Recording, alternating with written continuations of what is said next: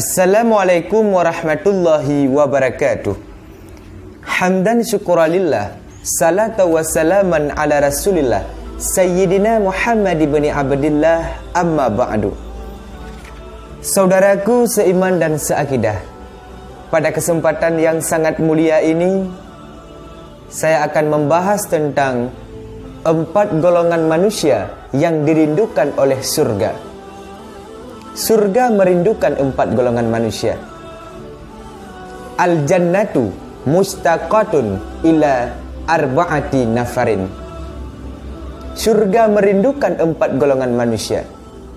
Nyokeh pembahasan kita pada video kali ini. Yang pertama, golongan yang dirindukan oleh surga Allah. Talil Quran, orang-orang yang senantiasa membaca Al-Quran. Al-Quran merupakan pedoman hidup getanyo. Wahyu yang diturunkan kepada baginda Rasulullah Muhammad SAW melalui malaikat Jibril. Maka Al-Quranyo mari kita jadikan sebagai rutinitas getanyo si uro-uro.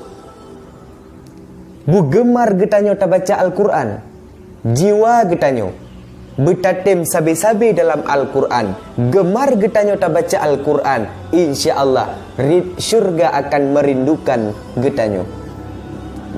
Golongan yang pertama yang dirindukan oleh surga, orang-orang yang senantiasa membaca Al-Quran. Yang kedua, wahafidil lisan, orang yang menjaga lisan, yang menjaga tutur katanya. Lisan merupakan salah satu alat yang bisa mengantarkan kita ke dalam neraka Allah. Juga lisan merupakan salah satu alat yang bisa mengantarkan kita ke surga Allah. Saudaraku, suatu ketika Mu'ad bin Jabal pernah bertanya kepada Rasulullah, "Ya Rasul, apa saja perkara yang bisa memasukkan kita ke dalam surga Allah?" Putra perkara ya Rasulullah yang dapat dipetamang getanyo dalam surga Allah. Maka Rasul menjawab, "Wahai Mu'ad, jalan untuk masuk surga Allah sangatlah mudah. Salat tepat waktu, mengerjakan puasa, membayar zakat, naik haji bila mampu, taat kepada Allah Subhanahu wa ta'ala dan Rasulnya Allah. InsyaAllah masuk surga Allah." Ketika itu Mu'ad bin Jabal terdiam. Kemudian baginda Rasulullah Muhammad SAW bertanya kepada Mu'ad bin Jabal, "Wahai Mu'ad, jalan tamang syurga kana, kunci syurga na perle Mu'ad?" "Perle." Apa kata Rasul? Rasul menunjukkan pada lidahnya, "Mu'ad, inilah kunci syurga, lidah." Banyak orang yang sengsara, banyak orang yang celaka dikarenakan lidah, juga banyak orang yang bahagia dikarenakan lidah. Di dalam hadis yang lain, Rasulullah berkata, "Falyakul khairat aw liyasmut."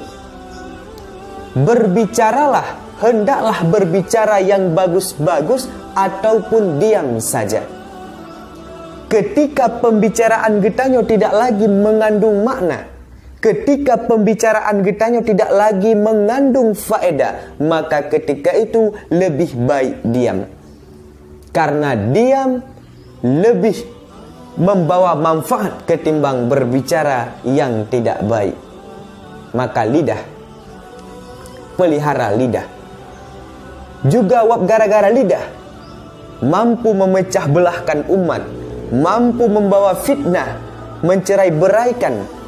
Gara-gara lidah putus hubungan saudara. Gara-gara lidah terjadi pertumpahan darah. Pelihara lidah. Orang-orang wahafidil lisan yang senantiasa menjaga lidah, maka syurga merindukan orang tersebut. Yang kedua.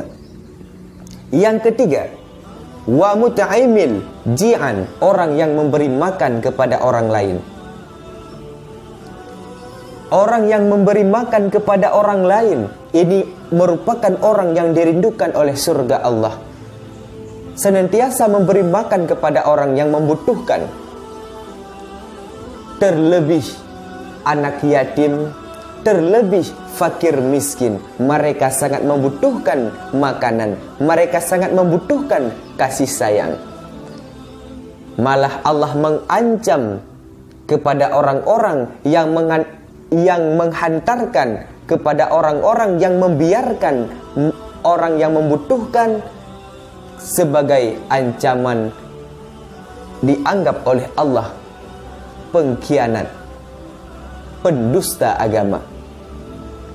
Ara'aital ladzi yukadzibul biddin, adakah kalian kenal orang-orang yang mendustakan agama Allah? Nataturi, natasuso so pendusta agama Allah. Fadzalikal ladzi yad'ul yatim, mereka yang menghardik anak yatim. Salah satu cara menghardik anak yatim yaitu dengan membiarkan anak yatim tanpa kasih sayang, membiarkan anak yatim tanpa kita beri makan. Maka kita diancam oleh Allah sebagai pendusta agamanya. Oleh karena demikian, saudaraku seiman dan seakidah, senantiasalah memberi makan kepada orang yang membutuhkan, kepada orang-orang yang sangat membutuhkannya. Ini yang ketiga.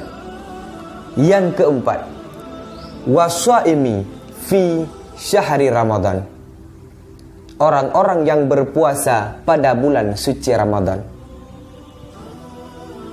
Saban-saban negetanya tatepu, puasa adalah menahan diri daripada hal-hal yang dapat membatalkan puasa dan menahan diri daripada hal-hal yang dapat menghilangkan pahala puasa. Jadi puasa pakiban sehingga getanya dirindukan oleh surga Allah. Di dalam kitab Ihya Ulumuddin diterangkan bahwa puasa memiliki 3 tingkatan. Yang pertama, puasa orang awam. Yang kedua, puasa orang khusus. Yang ketiga, puasa orang istimewa. Yang pertama, puasa orang awam.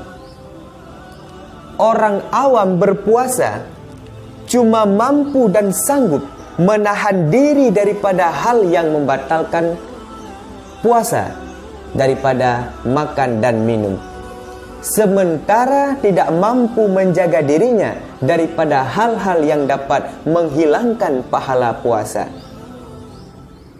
Cuma tok getun dan getun gerah, tapi han sanggup untuk menahan diri daripada hal-hal yang dapat menghilangkan pahalanya.